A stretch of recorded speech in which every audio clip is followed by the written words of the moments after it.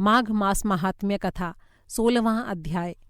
इस अध्याय में आप सुनेंगे गंधर्व कन्याओं का ऋषि कुमार के दर्शन की लालसा से पुनः वन में जाना, विवाह के लिए प्रार्थना करना, गंधर्व कन्याओं के विवाह के लिए किए गए दुराग्रह से कुपित होकर आग्नेय द्वारा उन्हें शाप देकर पिशाचिनियां बना देना, गंधर्व कन्याओं का भी ऋषि कुमार आग्नेय को शाप देकर पिशाच बना देना, आग्नेय के पिता वेदनिधि द्वारा महर्षि लोमश से उनके उद्धार की प्रार्थना करना।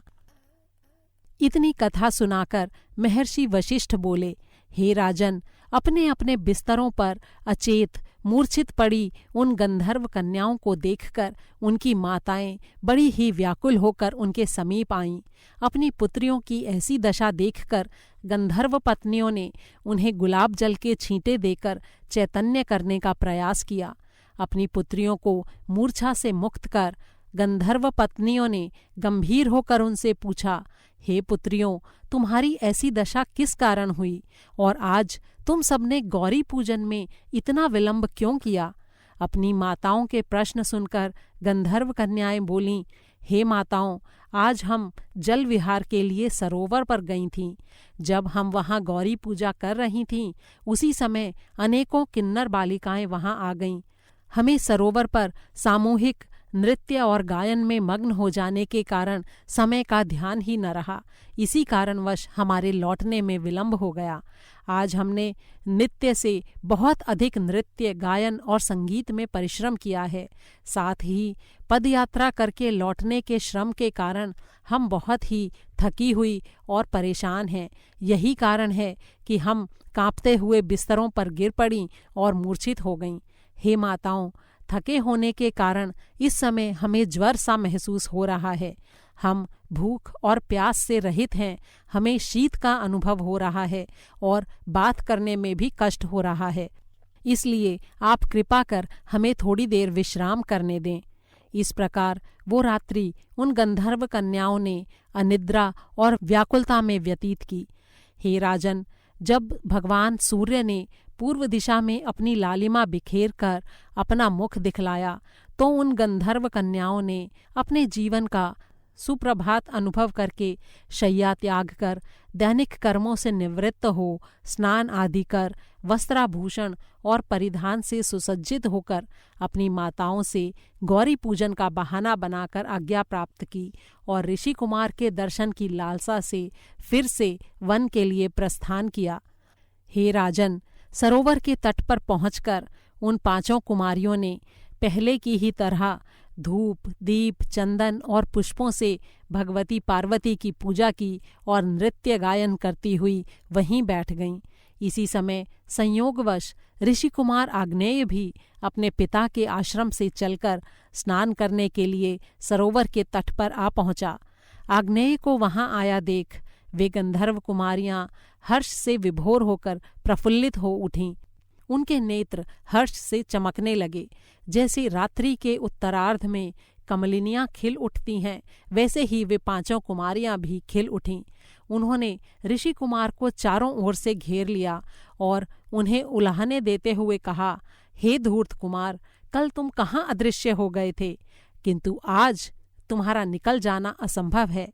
आज हमने तुम्हें चारों ओर से घेर लिया है। हमारा प्रण है कि आज हम तुम्हारा पति रूप में वरण करेंगी अथवा मृत्यु को प्राप्त हो जाएंगी।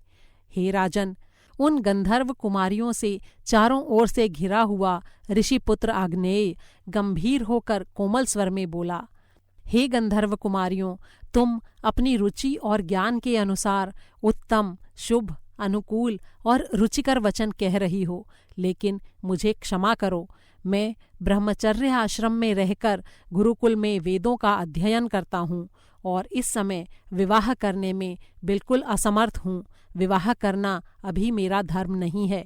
हे राजन, ऋषि कुमार के ऐसे नीति और धर्म से भरे वचनों पर ध्यान न देकर काम से पीड़ित उन गंधर्व कुमारियों ने पुनः कहा, हे प्रियवर, विद्वानों का कहना है कि धर्म से अर्थ, अर्थ से काम और काम से धर्म रूपी फल की प्राप्ति होती है।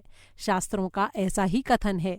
धर्म की ही अधिकता के कारण इस समय वही काम तुम्हारे सम्मुख उपस्थित है, इसलिए इस समय इस काम का विविध भोगों के साथ उपभोग करना तुम्हारा धर्म है।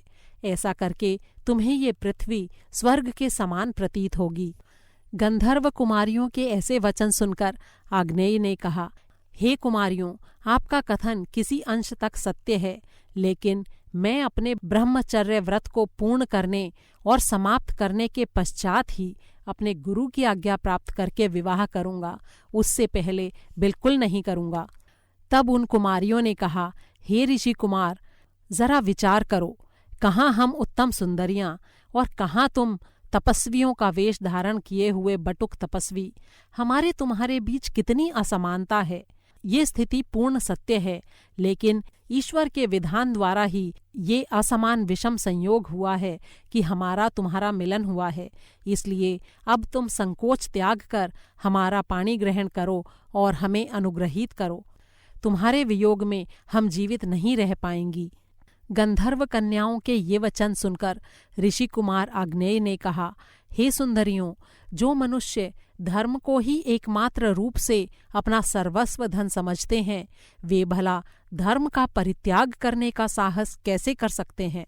धर्म, अर्थ, काम, मोक्ष, इनको शास्त्रों में बताए गए रूप से जीवन में अपनाने वाले ही सद्गति को प्राप्त करते हैं। इसलिए मैं असमय विवाह के लिए बिल्कुल भी तैयार नहीं हूँ। मैंने ब्रह्मचर्य व्रत धारण किया है और मैं उसी का पालन करूँगा। इसलिए इस समय आप सब यहाँ से जाइए। जब मैं अपना विद्या अध्ययन समाप्त करके ब्रह्मचर्य व्रत को पूर्ण करके गृहस्थ आश्रम में प्रवेश करूँगा, उस समय यदि मेरे माता पिता और आपके माता पिता परस्पर सहमत हुए तो मैं अवश्य ही आपका पाणी ग्रहण करूँगा। यदि ये स्थिति नहीं हुई तो मैं आपका पाणी ग्रहण नहीं करूँगा। आग्नेय के ऐसे विचार सुनकर गंधर्व कुमारियां एक दूसरे की ओर देखने लगीं। तभी प्रमोदिनी ने आग्नेय के चरण पकड़ लिए। सुस्वरा और सुशीला ने उसकी दोनों भुजाएं पकड़ लीं। सुतरा और चंद्रिका ने उसे अपने आलिंगन में बांध लिया। वे कहने लगीं, हम पाणी ग्रहण किए बिना तुम्हें यहाँ से कदापि नहीं जाने देंगी। ऐसा कहकर उन्होंने चारों ओर से आग्नेय को घेर लिया और जाने से रोक लिया। हे राजन, गंधर्व कन्याओं के शरीर के स्पर्श और प्रेम से भरे वचनों का भी ऋषि कुमार पर कोई प्रभाव नहीं पड़ा। उसके मन में कोई भी विकार उत्पन्न नहीं हुआ। गंधर्व कन्याओं के इस आचरण से क्रोधित होकर ऋषि कुमार ने उन्हें झटका देकर अलग करते हुए तत्काल सभी को शाप दे दिया। तुम सब लज्जा रहित होकर पिशाचिनियों की तरह मुझसे लिपट गई हो, इसलिए तुम सब पिशाचिनियां होकर पिशाच योनि को प्राप्त करो। हे राजन, ऋषि कुमार द्वारा ऐसा दारुण शाप सुनकर क्षण भर के लिए वे गंधर्व कुमारियां हतप्रभ रह गईं। उनके मुख पर क्रोध तथा भय छा गया। वे उससे विलग होकर कहने लगीं, अरे पापी, तूने हम निरपराधिनियों के साथ ये क्या कठोर आचरण किया। तुमने एक प्रिय कार्य का बदला अप्रिय आचरण से दिया है। तुम्हारे इस धर्म ज्ञान को हजारों बार धिक्कार है। जो हृदयहीन मनुष्य अपने मित्रों और अनुरागी भक्त के साथ ऐसा कठोर तथा द्रोहपूर्ण आचरण करता है, उसे दोनों ही लोकों में दुख और संताप प्राप्त होता है। तूने व्यर्थ ही हम निरपराधों को शाप दिया है, इसलिए अब जा, हमारे शाप से तू भी पिशाच हो जा। हे राजाओं में श्रेष्ठ, इसके पश्चात परस्पर शाप देने के कारण वो गंधर्व कुमारियां और ऋषि कुमार तत्काल ही पिशाच और पिशाचिनी हो गए। तब वे भूख और प्यास से पीड़ित होकर बुरी तरह रोने बिलखने लगे, लेकिन उस निर्जन वन में उनकी करुण पुकार सुनने वाला कोई न था। इधर ये वन में बिलख रहे थे, उधर उनके माता पिता उनके वियोग से व्याकुल होकर यहाँ वहाँ उन्हें ढूंढ रहे थे। उनका परस्पर मिलन नहीं हो पा रहा था। वस्तुतः भाग्य का लिखा अमिट होता है। उन्हें इस प्रकार पिशाच योनि भोगते भोगते बहुत सा समय व्यतीत हो गया। संयोगवश एक दिन पौष मास की चतुर्दशी को महर्षि लोमश स्नान करने के लिए उस सरोवर के तट पर आए। भूख से पीड़ित उन पिशाचों ने जब महर्षि लोमश को वहां देखा तो उनका वध करने की इच्छा से वे उनकी ओर झपटे, लेकिन उनके प्रखर तेज के सम्मुख एक पल भी नहीं ठहर सके, इसलिए वे उनसे कुछ दूर हटकर खड़े हो गए। उसी समय वहाँ वेदनिधि ब्राह्मण आए। उन्होंने महर्षि लोमश के चरण स्पर्श कर हाथ जोड़कर निवेदन किया, हे प्रभो, बड़े ही पुण्य प्रतापों की शक्ति से संतों का समागम प्राप्त होता है, क्योंकि संतों और महापुरुषों के साथ बैठने से रोग, शोक, ताप, दुख और पापों का नाश होकर संताप रहित सुख और सद्गति प्राप्त होती है। मेरे धन्य भाग्य हैं जो मुझे आपके दर्शन का सौभाग्य मिला। मैं कृतार्थ हो गया। उसके पश्चात वेदनिधि ने अपना दुख भरा वृत्तांत बताते हुए महर्षि लोमश से कहा, हे महर्षि, ये पिशाचिनियाँ गंधर्व कन्याएं और ये पिशाच मेरा पुत्र आग्नेय है।